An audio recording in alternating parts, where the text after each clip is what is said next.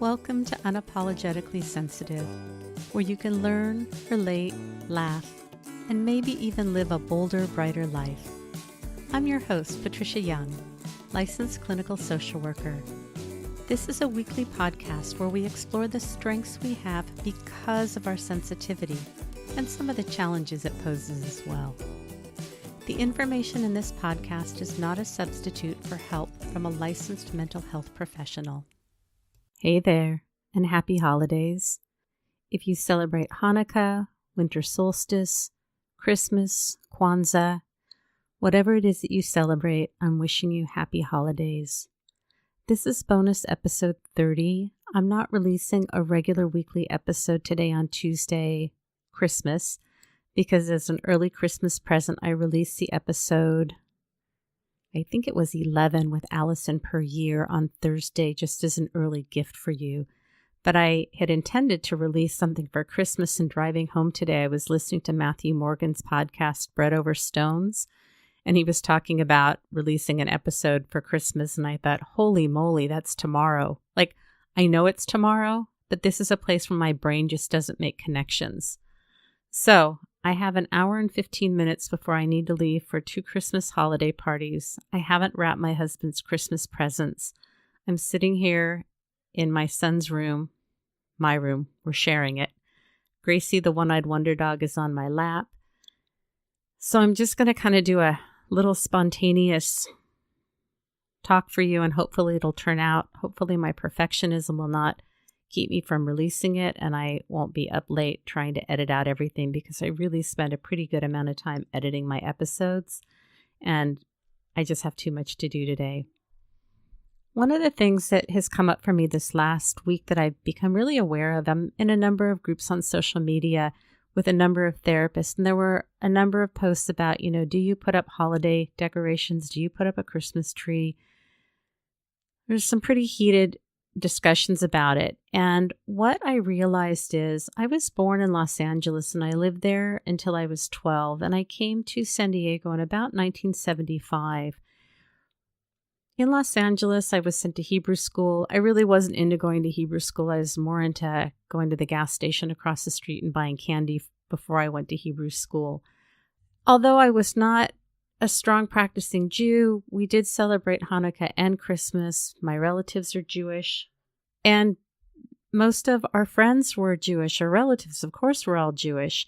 We moved to San Diego right before I started junior high school, and at that time in 1975, there was one delicatessen. It was on 54th and University. I don't even remember what it was called, but being Jewish was really, I wanted to blend in. It was hard enough being an overweight, pimply teenager, moving to a new city, going to a new junior high school, and I didn't want to feel odd being Jewish. And there really weren't very many other Jewish people here. And I ended up just kind of burying my Judaism.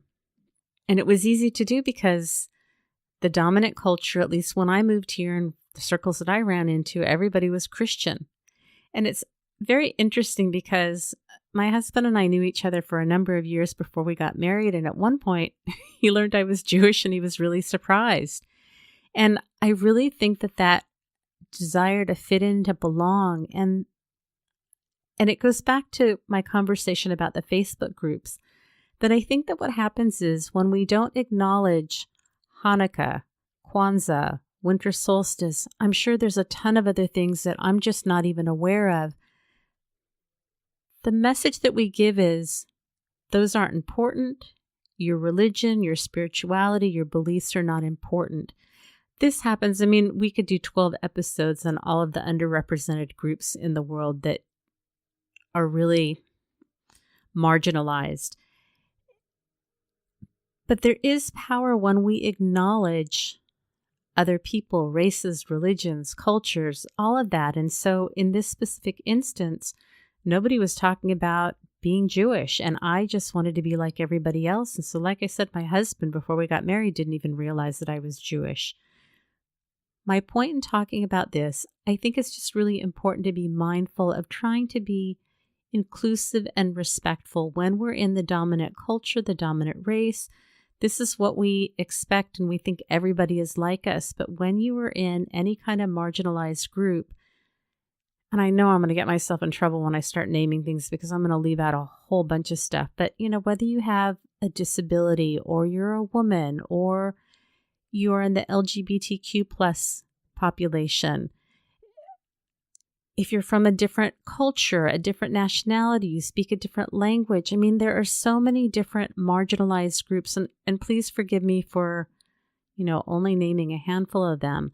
It really is a disservice, and it's not that we have to remember everybody, but to just be more mindful. The other thing that I've realized is the holidays are really a stressful time for me, and I don't think that I really realized how stressful they were and all the things that come up for me around the holidays until this year. Part of it is the expectations, the disappointments. I've got people to buy presents for, having to ask for lists for people that I don't see very often. Am I going to get the right thing? Making a trip to a store and not getting something because it was out of my budget, going to another store, they didn't have it. Deciding that I was just going to spend the money going to another store where I thought they'd have a larger selection and was just going to go ahead and get the same item. They didn't have it. Having to go back to the first store.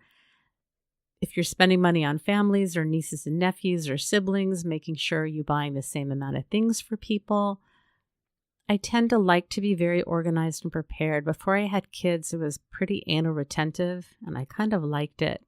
Once I had kids, I feel like most of my brain cells just fell by the wayside. It's really a challenge for me to feel like I'm always behind, just trying to catch up. And even with holiday cards, I thought I was ahead of the game this year because I ordered them by Thanksgiving and I thought I was doing a great job. And then again, it's that sense of time. Like I know that things are coming up, but I don't make the connection that like tomorrow is Christmas. If I want to get an episode out by tomorrow, I have to do that today.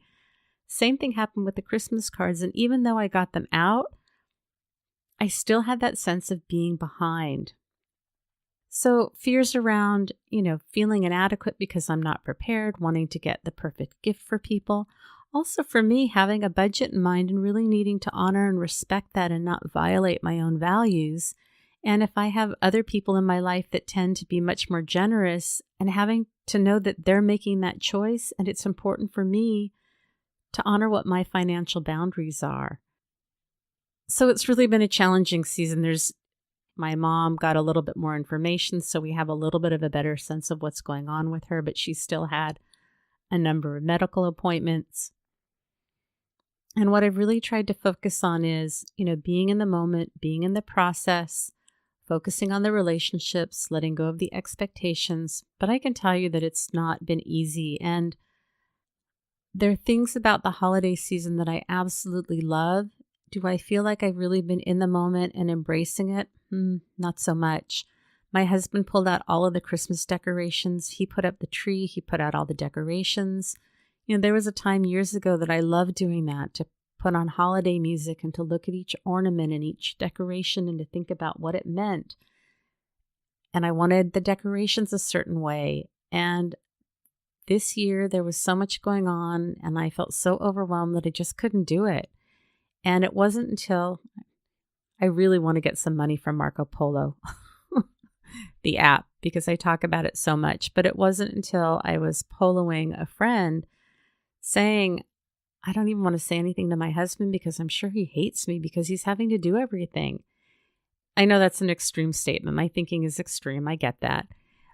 It wasn't until I had verbalized it to somebody else that I realized I really had to talk to my husband about, like, I'm just feeling afraid that you're resenting me because you're having to do everything because I just am not able to do it right now.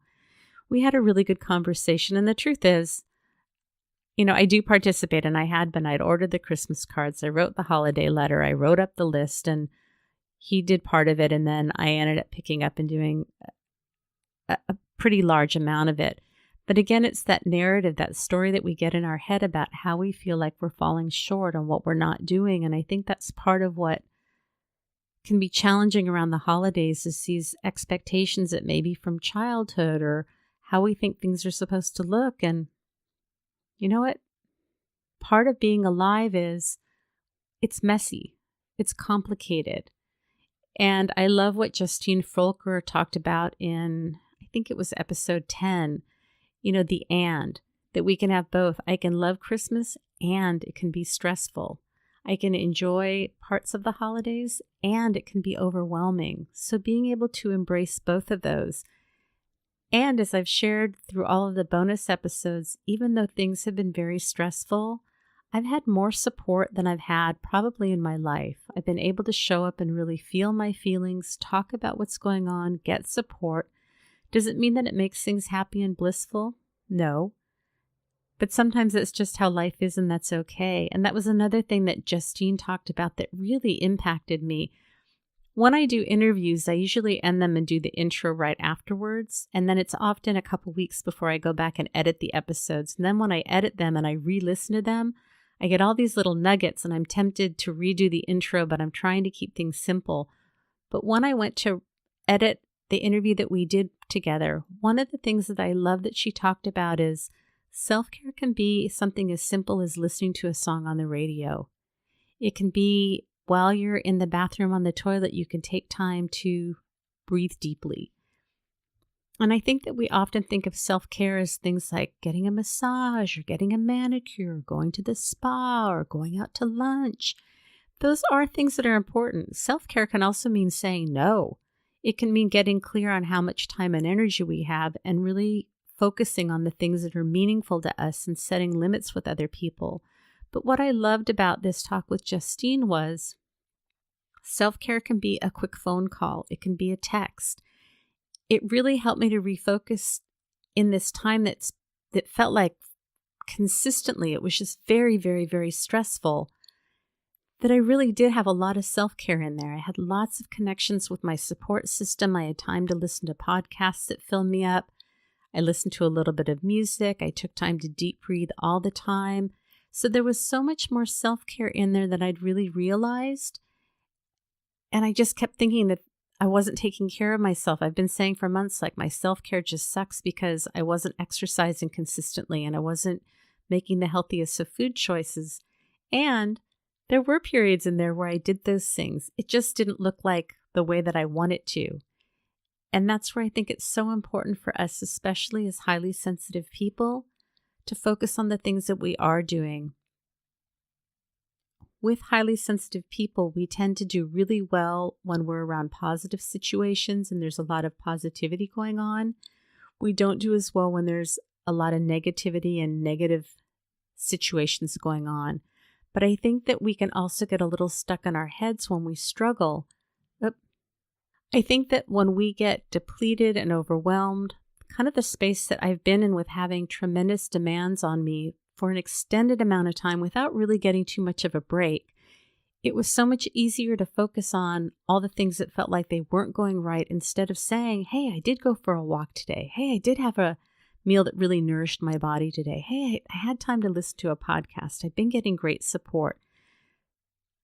When we are perfectionists, we have this idea of what things are supposed to look like. And when we are in a state of stress and struggle, we often miss the blessings that are going on and the things that are going right.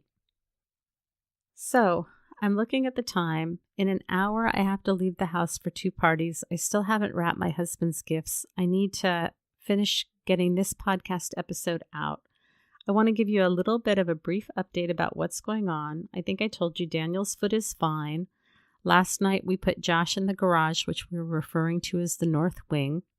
If you're a new listener, I have twins, and when they both went to college, I took over one of my twins' rooms, which used to be my office before we had kids. And when the boys were home over Thanksgiving, they brought people with them, and I lost my workspace, and it really just didn't work for me. So we tried to come up with a way that I could have a workspace and a place to go have some quiet and figure out where we could put Josh. So we decided to call the garage the North Wing. We set him up there last night. We realized there's only one outlet in the garage and it's on the ceiling connected to the garage door opener. So there's a cord hanging from the ceiling with a little bit of an extension bar on it. So he's got his alarm clock, his light, a charger for his phone, the mattress. We bought a little throw rug for him. I told him in his room to just keep all of his stuff in his clothes because it's silly for him to have to change out there. So all of his belongings are here in his bedroom. So we're co-sharing space. So far, it seems to be going pretty well. And I told him that, let's have an ongoing discussion and see how it works, because I don't want him to feel displaced, and I need to have a place where I can work. Since the boys got home, we had 4 kids spend the night. I think Friday night, we had 2 kids spend the night Saturday night. So we've had kids in the living room, which is fine. I think having a little bit of space for myself has really made a difference, even if I don't use the space, just knowing that there's a place that I can go to. And then the other little workaround is when one of my sons is home, he and my husband love watching sports. They love watching scary movies. They like watching things that just don't work for me. But I want to be with the family. So last night what we did is I brought my Kindle out with my headphones, and I watched a movie that there's a series that my husband just cannot watch that I love, called The Midwife. He finds it depressing and gory. I think it's just like real life, and I love the depth of the characters. So I was able to sit out there and enjoy being with them and watch what I wanted to while they watched a movie together that wouldn't work for me. So we're really finding ways as a family to stay connected and get our needs met at the same time. And I think that's really what the point of this podcast is. The point of the holiday season is how can we work together and get our needs met, have ongoing dialogues, name what's going on, have it be uncomfortable, have it be messy, and see the beauty and joy in things. All those can exist together. So my hope is today, whatever it is that you're doing, you have a little bit of peace, you have a little bit of joy. If you're having the messy middle, that's okay. That's part of what life is about. If you're enjoying this show, it's really important for people to find the podcast, and the way that they do that is if you will rate and review and share. In the show notes, I have instructions on how you can put a review on iTunes. If as you've listened to this, you find that you're struggling with some of the expectations, the disappointments, challenges with relationships, overwhelm, stimulation, and you want some help, I'm a licensed clinical therapist. I provide online counseling for anybody who's in California. The things that we can work on are how to find more calm, more balance, more peace, how to learn tools and tips to get you through so that things are less stressful. If you're interested in working with me, you can go to Patricia Young, LCSW.com. We have a Facebook group called Unapologetically Sensitive. My hope is to build a community where people can show up and get support. So far, it's going great. I'm really enjoying what's going on in the group. If you have any questions or comments, if you want to get in touch with me, you can go to unapologeticallysensitive.com and you can email me from there. I hope you have a blessed day, whether it's stressful or you're tired or overwhelmed or overstimulated. If you can take a couple minutes, even if you have to go into the bathroom to take a couple of deep breaths and get a little quiet time, find a little moment of calm for yourself. Remember, sensitivity is nothing to apologize for. It's our superpower. Have a blessed day.